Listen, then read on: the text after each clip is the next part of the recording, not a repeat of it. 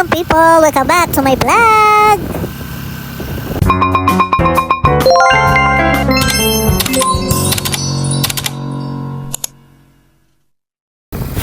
Ari naman kita di sa Kabukiran. Tapos natin ang vlog sa kadagatan, Kabukiran na naman.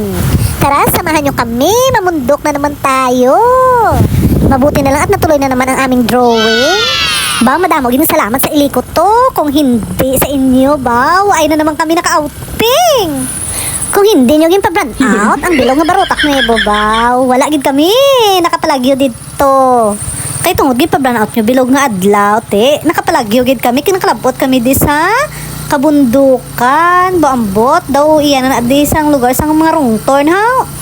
Balaan ang ni karong kakalabot ang mga adventure nga ni bahod ako haradlok magsulod ako madulong sa mga nagapamangkot sa mga nagtatanong Tagalog na nakag Ilonggo ha basta hindi pa ka mo kaintindi mamangkot tayo sa kamo sa ako mag-PM ara ang lugar nga ina ara na sa Banate amo na daang way pakadto sa Merced Hills. Ang Merced Hills and Adventure Resort nga ito, sa likod lang ni siya sang NBJ Farm na. Mamangkot ka lang sa mga driver dasing modal alang ko sa may NBJ Farm ayon nong. May ngalan na this way to Merced Hills.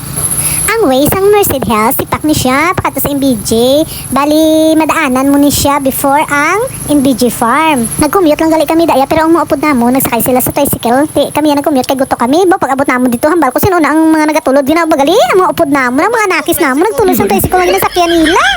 Ba, gabak ko man tricycle nila hindi kataklad, kay taklado din siyang dalan kasama sa Merced Hills. Kaya ang ginatawag ni Hills, diba? Hindi kasama tricycle.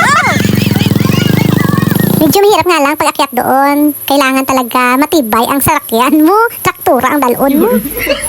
Thank you Lord, nakaakyat din. So hanggang dito na lang muna. Mag-part 2 na lang tayo. Thank you for watching.